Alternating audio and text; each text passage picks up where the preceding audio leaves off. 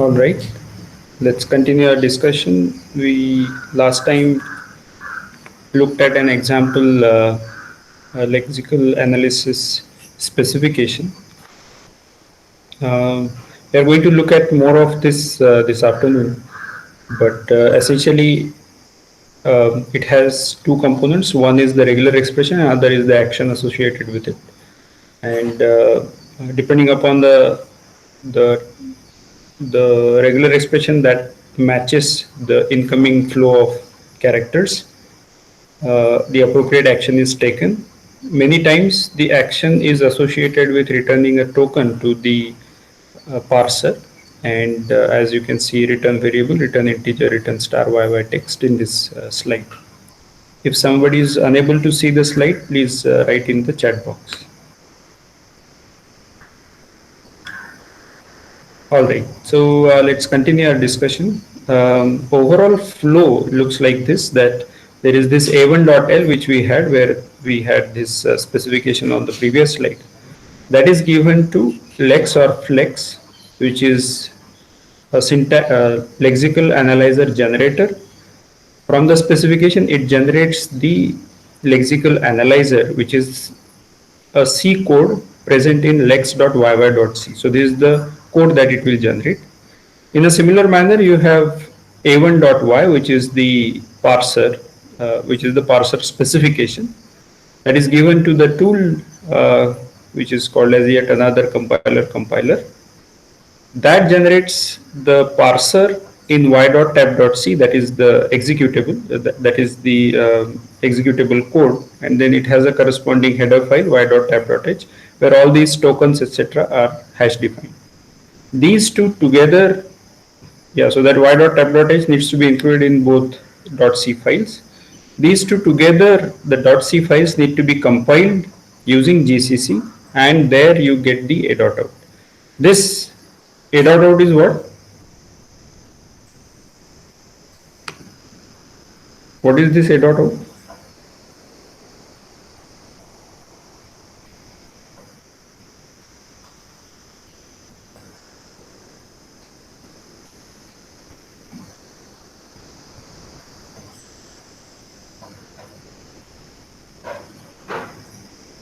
Okay. So you are right. This is actually your compiler. Right? So this a.out that you generate is going to be your compiler, which recognizes the syntax specified in the lexical analysis specification and parsing specification. For now, we have worried about only the lexical analyzer and parsing. But that is currently our compiler. All right. So just to make a note, lexer and parser are not separate binaries. They are part of the same executable a.out. In case of like what happens, so what we study in the context of a book, the regular expressions, or let's say in LMC, then there is an implementation of that, let's say in grep. Similarly, there is an implementation in lex. And the syntax of some characters might differ, although there is a large commonality. So I'm just mentioning a few aspects of the regular expression here, where a single character, like we talked about int, so that can be specified as a single character. In case that is a special character, like you can have not special character, but if it's a normal character and it might get interpreted separately, then you can specify it as \. For example, star is a special character, so you can specify star. If you want that star as a literal, then you can specify it as /c and so on. So there are lots of different kinds of syntactic elements present in the lex regular expression, which you can utilize for improving the kind of regular expression that you specify. You may not require all of them, but many of these will be very useful. For example, dollar is towards the end of the line, which is also there in grep, etc. So all of this you should probably go through. And there is or also, R1 or R2. which might be helpful sometimes. Sometimes if you want to have, for example, less than equal to, greater than equal to, etc., all of these to be returning conditional tokens, then you don't need to specify uh, each one separately. Um, yeah, the last one we are going to look at as an example, so that will become clearer a little later. It's related to something called as context sensitive lexical analysis. So R1 when followed by R2 essentially means that you are matching R1 only if it is followed by R2, but you will not consume R2, which means that you are going to look ahead to certain characters, and depending upon that context, you are going to interpret it as that this matches. If there is R1 but it is not followed by R2, then this rule will not match. Right, so there is some notion of, so that is what I was mentioning, that in the LMC, or when we discuss about regular expressions, we don't worry about the context, right? Because regular expressions are not dependent on the context. So, however, in practice, we might come across such situations which force you to go beyond the regular expressions. Although this is something which does define most of the regular expressions, sometimes you might have to go beyond that, even in the lexical analyzer. So that syntax is provided, that facility is provided by Lex. So some of the fun with strings that we did last couple of lectures ago, you could try specifying those using regular expressions. For example, uh, can you define a regular expression for all the words which can be written by only one hand? Right? So there will be one chunk for the left hand, another chunk for the right hand, and can you specify those? Similarly, can you specify words which are coming from the same keyboard row, or where you need to alternate hands and so on? So you should definitely try these things. Since we said that grep as a utility uses regular expressions, can you create grep, that a dot out that you generated in that block diagram? Can that be grep like? So can I say a dot out some regular expression, and then it generates, then it is able to look for that regular expression in the input string. As I was mentioning, there is a little bit of context information which is present in very rare cases, right? So uh, usually it is not present in most of the languages. However, in very rare cases it might be present, and in general it should be avoided. So in the lexical analysis part as well as in the syntax part, the context should get avoided as much as possible. Even if it is present a little bit in the parsing part, it is still okay, right? For example, um, break requires you to have a context of a loop or a switch statement, right? So that part is still okay, but or when you have, for example, in Java, you have this goto, right? So goto can be arbitrary, but there are specialized gotos where you can go outside a particular, let's say, doubly nested loop, right? Whereas the usual break goes just outside the immediate loop. But in case of Java, you can specify that I want to go to a label which is outside two nestings or outside three nestings of loops, etc. So those are uh, uh, context sensitive elements of the parsing. Yeah, so I'm just going to give one example so that you are aware what all issues can occur when there is a context in it. So this is an example from which language? Anybody has seen such a syntax?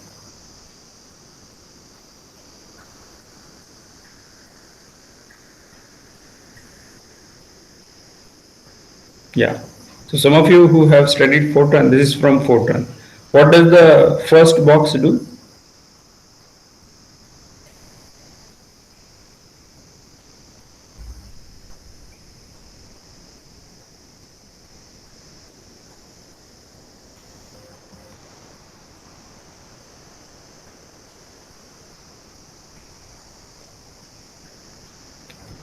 Variable assigned 1.25, yes.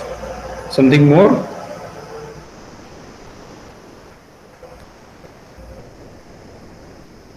Which variable?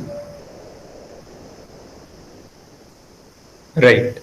So what Arnav has suggested is that the variable is not I. So it's the statement is according to Fortran is not that do 5 times I equal to 1.25. That doesn't happen. In the sense that that could be one thing which one might expect, that 5 times assign 1.25 to I. However, in Fortran, rather in a strange manner, but maybe for historical reasons, spaces are allowed inside the variable names, which means that this is not no longer do 5 followed by I equal to 1.25, but this is do 5I as a single variable equal to 1.25. Whereas in the second case, it becomes a do loop. It's more like a for loop. I equal to 1 to 25, right? In the so that becomes an index variable, and whereas the first one is a single assignment. Right? This, I mean, what token to generate? Whether to combine this do 5I as a single variable, or whether to generate 3 different tokens for do 5 and I. This is not known to the lexer until it has seen that comma or dot. Right? I hope you are able to see this point. Because of this, there is some sort of context which the lexer needs to be aware of, which makes the lexical analysis context sensitive. Right? So this is one very peculiar example of Fortran, which is rather a more classical example from Fortran. This will not happen in C, but or such a thing will not happen in C, but in Fortran this does happen. Yeah, that is what I have mentioned here. So that context requires you to to look ahead into the input. Okay. When the lexical analyzer encounters errors, right? So there is some problem which is there.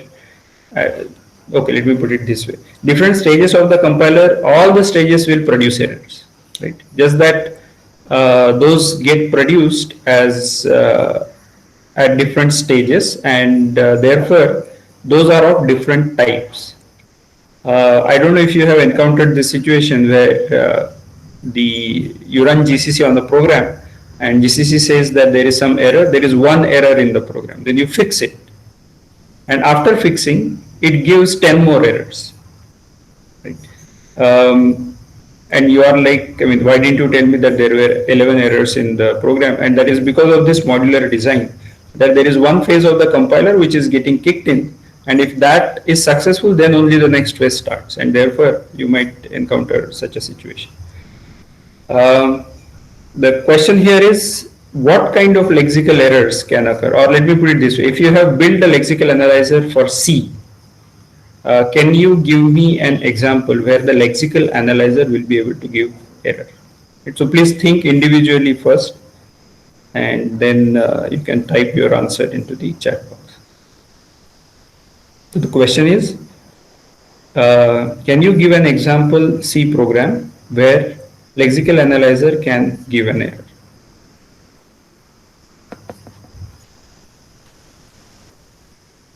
Okay, incorrect keywords such as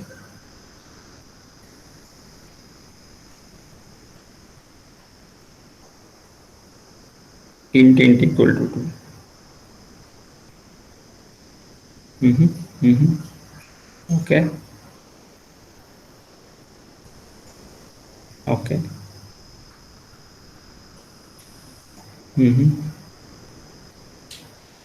Okay. Okay, please think a little more.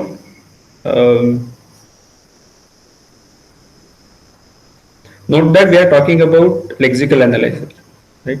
What is the information that is present with lexical analyzer? It's going to look at different regular expressions, and based on that, it is going to find something, take some action. So Please think about that and then.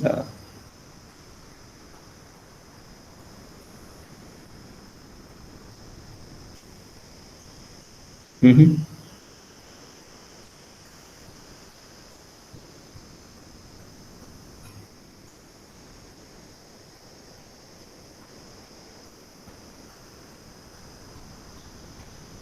Okay, a couple of more seconds for people to think about.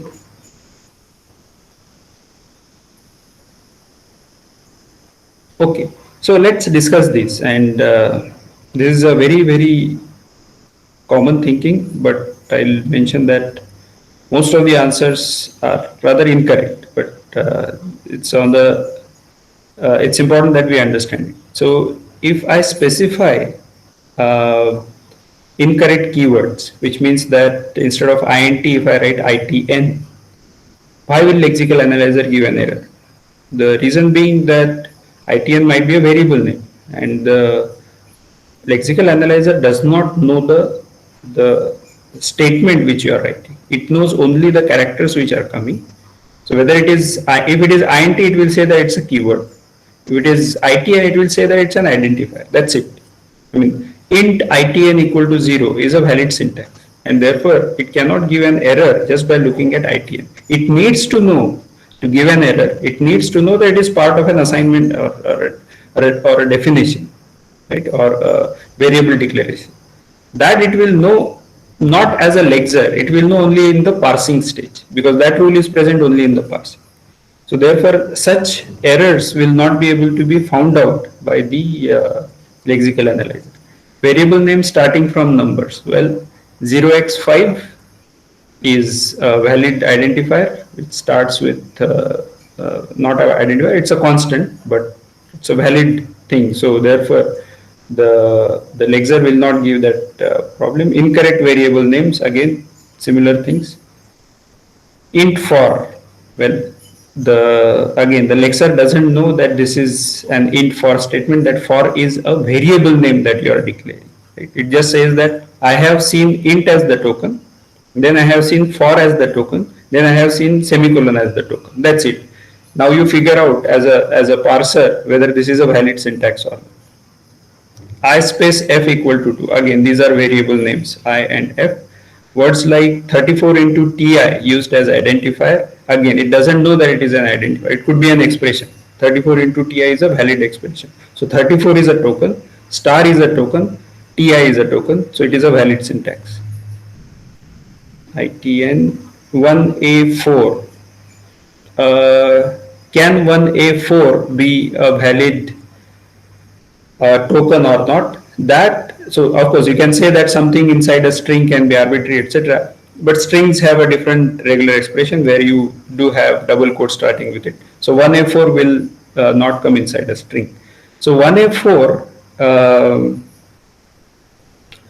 okay, so let me put it this way. If your regular expressions for certain entities, for example 0x8, is encompassing only the x, then you will be able to catch such error as 1A4. If it is not, like you specify that there is a digit followed by an alphabet followed by a string of digits, then you won't be able to catch such an error. But if it is not, then you will be able to catch such error that Pragyan is suggesting 1A4. Right? Anybody knows any other thing like 1A4 can be a valid syntax?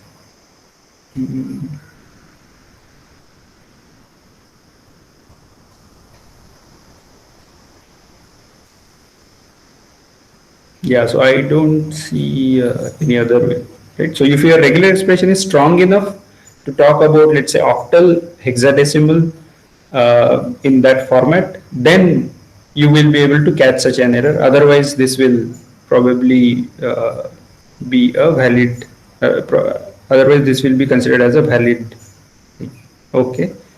Incorrect identifier, unknown symbols, incorrect parenthesis. Incorrect parenthesis is, for example, if I have opening parenthesis suddenly coming in, Whether it is part of a valid expression or not, that will be again decided by the parser. This cannot be decided by the lexical analyzer. Extra semicolons, again, this is a valid syntax, by the way. Semicolon, semicolon, semicolon. These are three empty statements. So it is still okay. 1e4 can be valid. Why is that?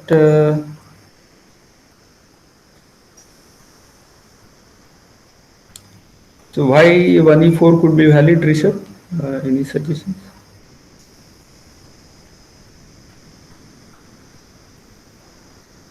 Okay, so 0 equal to 1. Because 10,000 as constant. Yeah, so if you have a set of decimal digits, that is not a problem. For 1e4 to be a valid entity, it needs to be prefixed with. Oh, I see. 1e4. Yeah, 1e4 is a valid. Oh, 1e4 is okay because it is a real number. That is okay. But 1a4 can be an entity which can be given a wrong thing.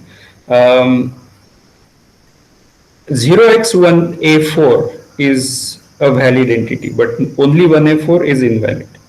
Okay, 0 equal to 1. Again, this is something which is again not known to the lexer.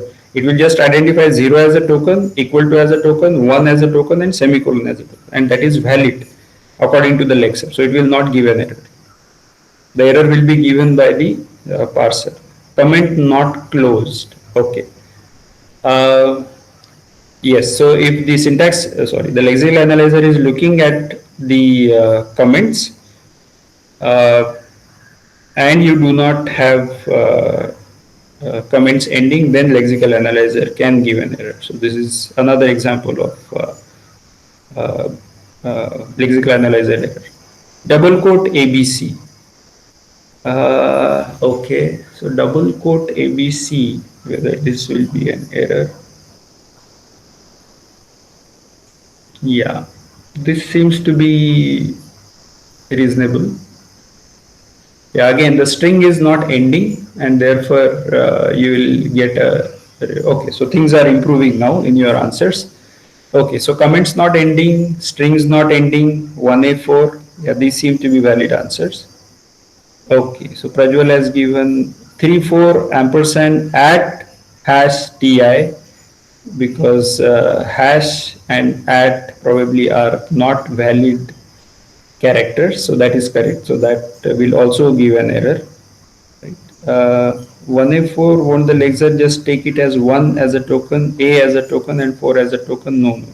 Since these are not separated by spaces, these will be pushed together, and you will try to. In fact, what will happen is that you will have regular expressions corresponding to tokens, which are typically separated by spaces or some white space. So therefore, it will try to combine. Otherwise, int will be like I separately, n separately, t separately. That won't happen, right? So it has to combine all of these characters. So similarly, 1a4 without any spaces will be combined together as a token. It will try to identify if there is a regular expression corresponding to that.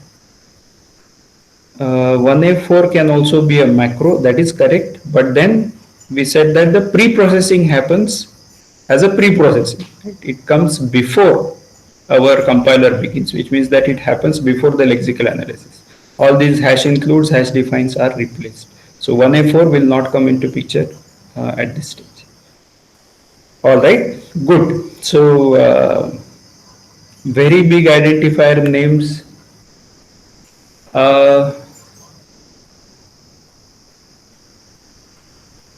Yeah, I'm not sure if that gets captured in the. You are right that it is possible to be captured in the lexical analyzer, but I'm not sure if it will be captured in the lexical analyzer. The reason being that lexical analyzer might not even be aware how big the. I mean, these numbers are dependent on the hardware. Right. Oh, very big identifier names you are saying. That part can be there inside the, yeah, that seems fine. So each language has a limit on what should be the largest size. Earlier it used to be, for example, 8, then it increased to 32, and now it is probably maybe 256, or I don't know, 2 to the power 16 or 2 to the power 32. But yeah, there is usually a limit, and if you have a very large identifier name, then that can be triggered as an error in the lexical analyzer itself, because those limits get checked early on. What I was referring to was very big numbers. So numbers might not be known because this is dependent on the hardware, whether hardware is 2 to the power 32 or 2 to the power 64 and so on. So those numbers you will have to wait for some more time for knowing the target hardware. Only then you will give an error. But since you mentioned since I thought about very big numbers, even something like this, I just push into the, this can be a lexical analyzer error, because it should be a single character. Right? All right, so we had a good discussion on this. Let's go back. Yeah, so now let's understand this better. It's often difficult for a lexer to report errors. So some of the errors that we thought about, these have to wait for the syntax analysis. So if you have, for example, if misplaced, it is not clear if you are talking about an if statement in this case, or it could be a function call, fi of a equals fx, so whatever is the return value, true or false, fi of that, which is a function call, right? So this could be a statement like that, and the lexer doesn't know the context, and therefore it just sees all of these as different tokens, and all of those are valid, and therefore it will not give an error. So like some of you have pointed out, at a will be an error, 23 will not be an error, right? But at a can be an error, or if it is $x, right? So this could be an error, and so on. The question is, what should a lexer do on catching an error? What do you want your lexer to do on catching an error? Any suggestions?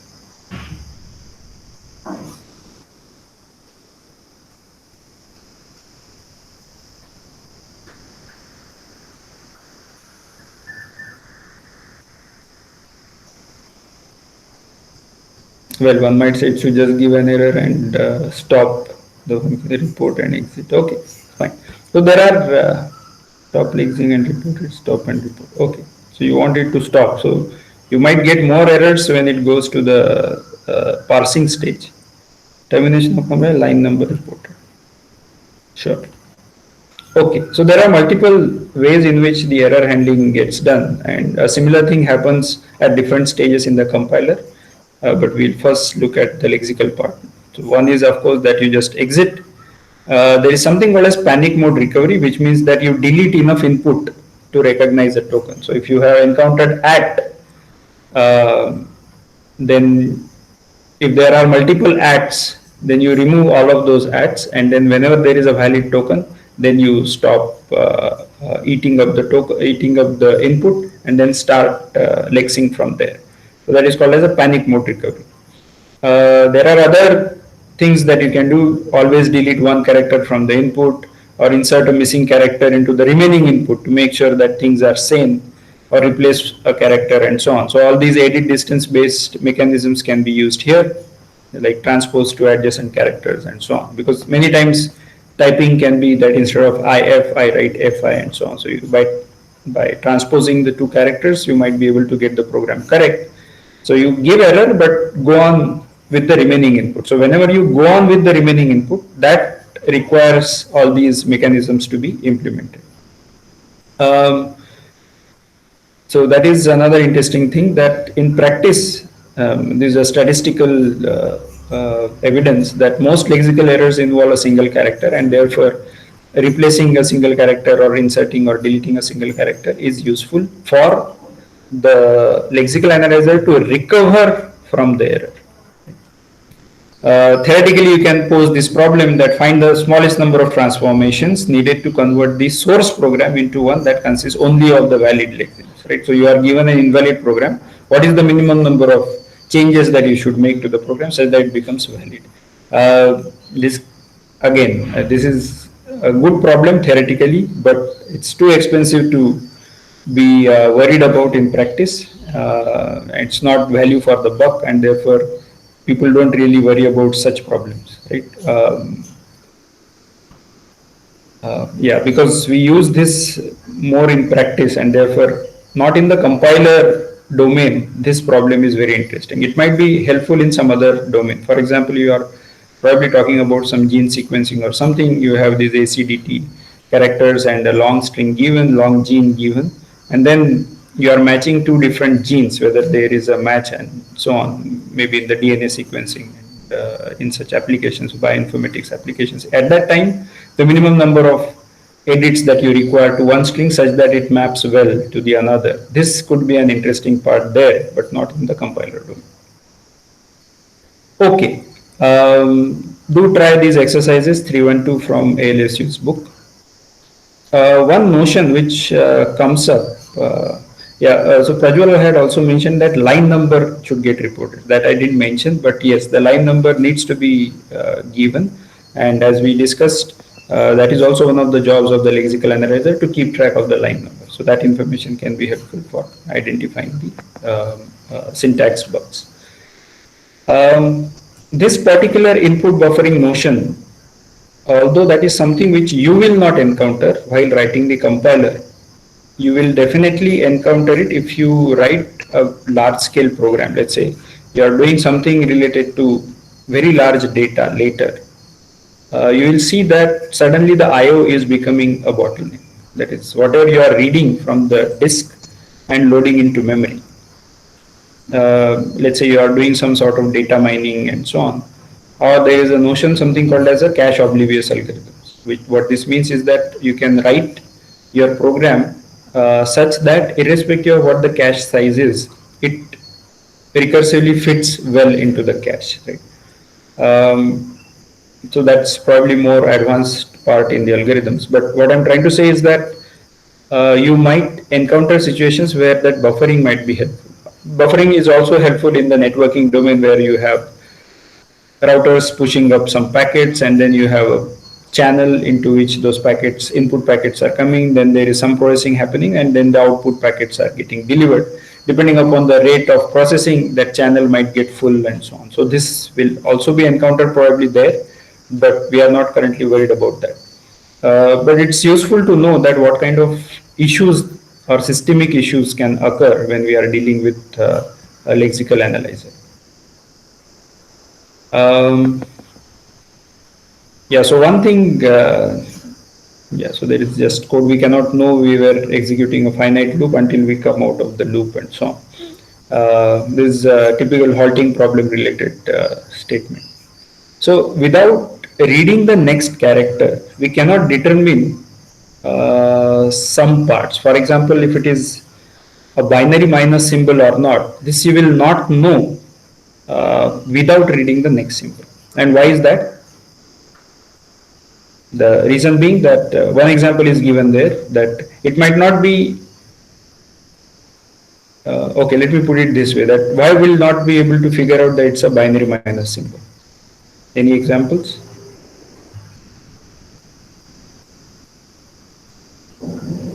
Good. So you can have a pointer, right? What else? Minus equal to, good. Minus minus, yes, that is another, correct. So all of these use this hyphen ASCII character, but it might be followed by something else, and you might want to return a different token, right? You don't want to return binary minus as the token for hyphen equal to, right? Or hyphen hyphen, right? So all of this requires you to read a little bit ahead, right? At least one character in many cases, sometimes more. Yeah, so those are some examples which I have given. Yeah, so that is called as a look ahead, looking up several characters in future. And one example we saw in the context of Fortran. The look ahead was much bigger in the context of that Fortran example, but typically the look ahead is a few characters which are specific to that particular regular expression. So let's say I want to match a pointer regular expression, which will just be 2 characters. So I might have a look ahead of, let's say, 1 character or 2 characters. And reading this character by character is inefficient, definitely, from the disk, and therefore we require buffering. And that is what happens in almost all operating system parts, where we are going to not load, let's say, even if you are reading a file character by character, it's not going to get loaded character by character. So you are going to have buffering in the operating system.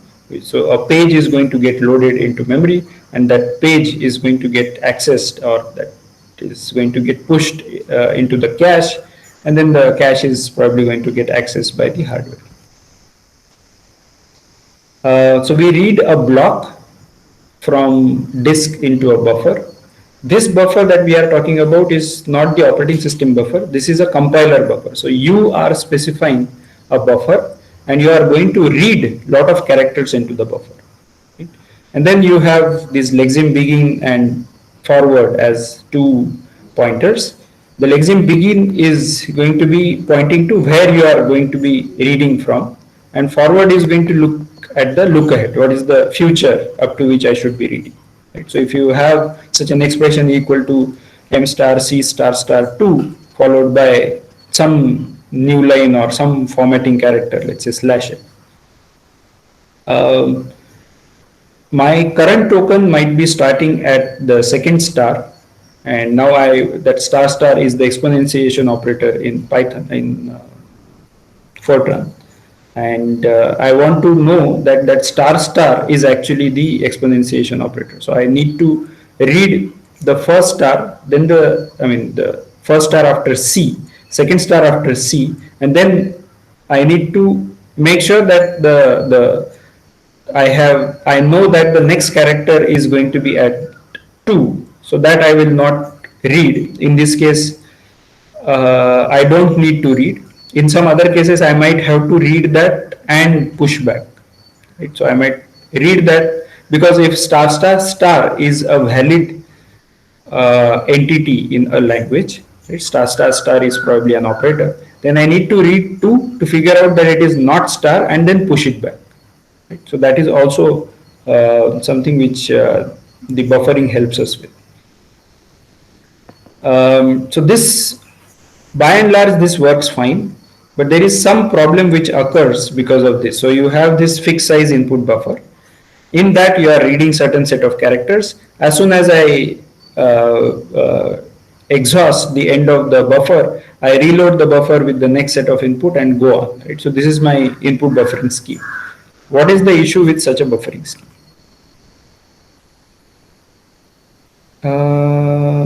Yeah, Naman is asking, why is this step done in Lexer and not in the parser?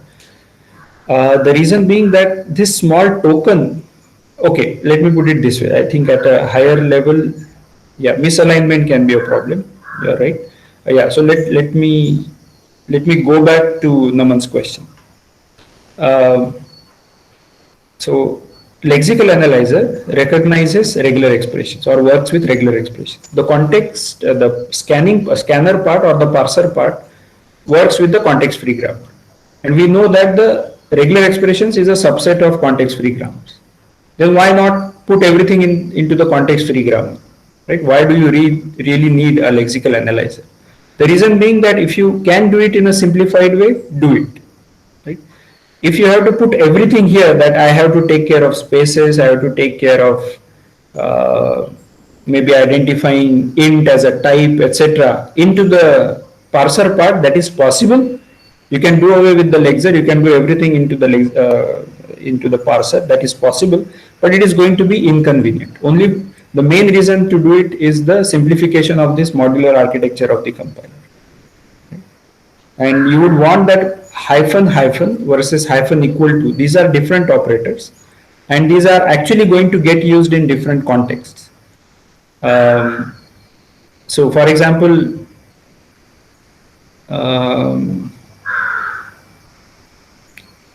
hyphen greater than, right, that is an arrow operator. It expects some identifier after it. Right?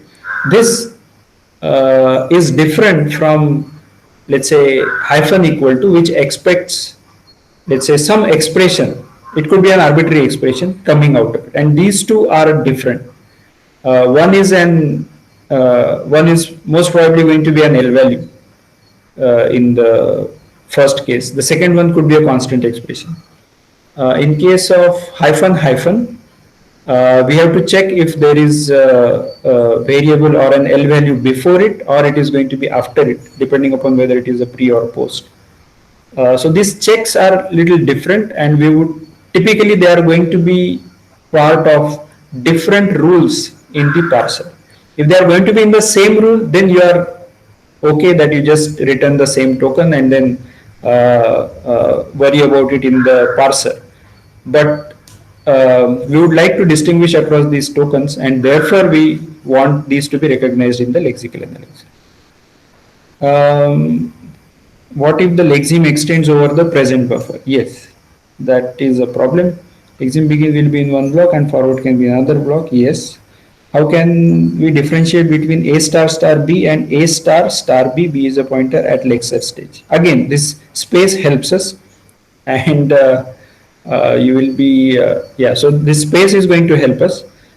Typically, that star star, to the extent I know in Fortran, the star star cannot be space separated. If those are also space separated, then that is going to be a problem. But the problem that will occur there is that the language becomes ambiguous, right? So, uh, so A star space star B, if that can be, and if you, let's say you support pointers in Fortran, uh, you will be able to recognize the same string as two different mnemonics, and that will make the language ambiguous. Such constructs are usually avoided in a language, uh, because here you are going to require some more information to be figured out, and uh, in fact, if B happens to be a pointer, you won't be able to figure out, well, can you raise A to a pointer? Yeah, that will not be allowed. So in this case, you can still check the type of B and do it. But there would be constructs, and we are going to look at some. There would be constructs where the ambiguity is inherent. Right? You cannot do away with the ambiguity. Those are the dangerous constructs, in the sense that you should not have them in the language. When you design a language specification, you have to make sure that there are no ambiguities in it. Whereas there are cases where the language is not ambiguous, but the grammar that you have written is ambiguous. So a language can have multiple grammars. I mean, the implementations of that language specification could be done with different grammars. That part is okay. Some grammars of them might be ambiguous. As long as there exists one grammar for the language which is non-ambiguous, then the language is unambiguous. Right? But if all the grammars that you can derive, you can build for a language are ambiguous necessarily, then the language becomes ambiguous. So in our case, we want an unambiguous language, and that means that corresponding to that, there exists one unambiguous grammar. Right? So that is what we would like to do. So this case will not be able to be handled at the syntax level. We will have to look at the type of B, and in case some language supports A star star B where B could be a pointer, then that becomes an ambiguous language. Okay. Yeah, so what you guys have mentioned about the input buffering, that seems to be the right thing. The issue arises when the look ahead is beyond the buffer. So that means that when you load the buffer, the previous content is overwritten. So for example, if it is, this part is the buffer part, right? And your lexeme begin is here, and that next part is yet to be read from the disk. And let's say that is brought in that case, all your equal to MC is going to get overwritten. So that will cause a problem. How do you solve such a problem?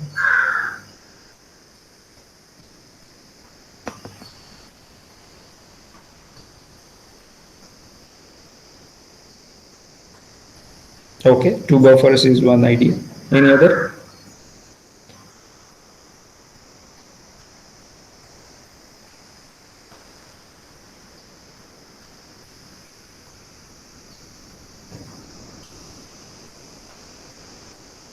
Varying length buffer. Uh, yeah, so varying length buffer can help.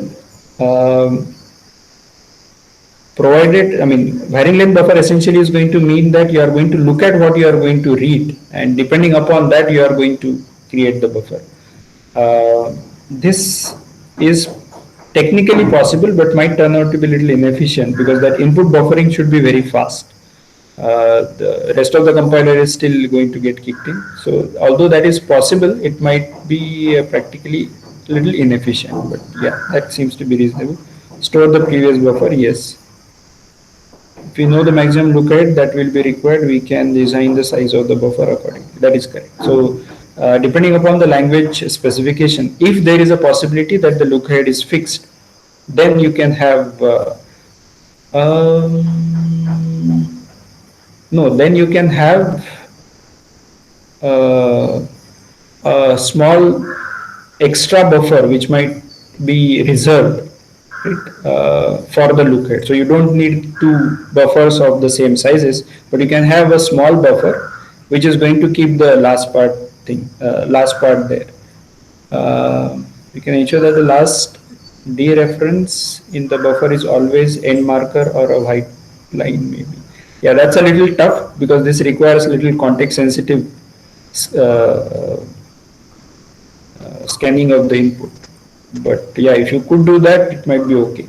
So here the thing is that you are reading the characters only at that time, and therefore it might be a little tricky. But yeah, all of these are good suggestions. We are going to use the double buffering mechanism here.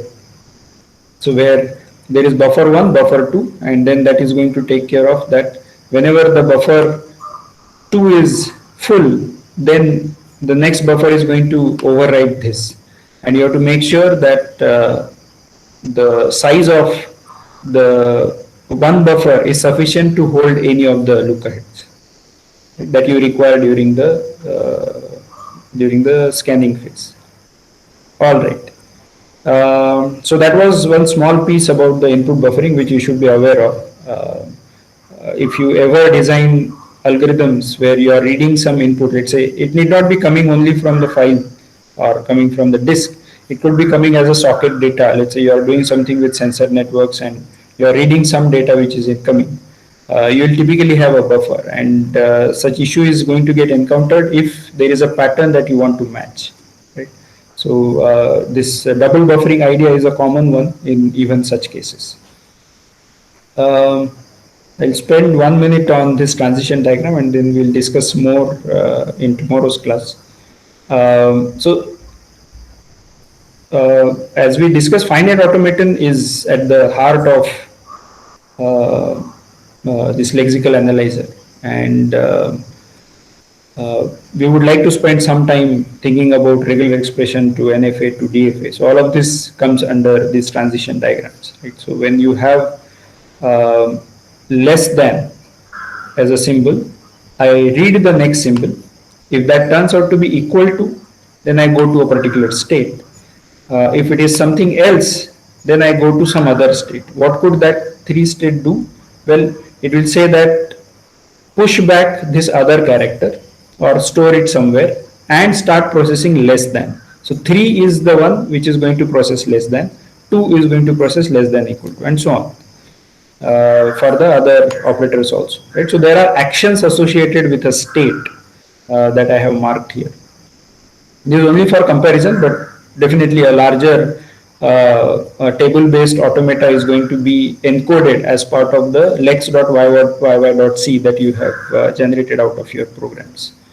So for example, here I can say return comparison operator less than equal to. Here I am going to say yy less 1, which means that I am going to push back the character other and then return comparison operator less than, and so on. Right? So all of these are essentially going to be, yy less is a syntax in Lex which you can use to push back a character. Okay, so we'll probably stop here and we'll look at this in more detail tomorrow. This afternoon we are going to look at we are going to do some more practice with Lexia at 2 o'clock. Any questions?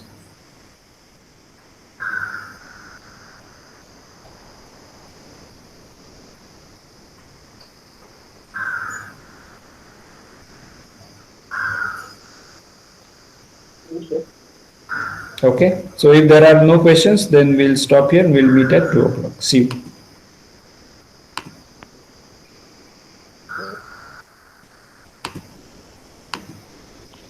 Sir, hello.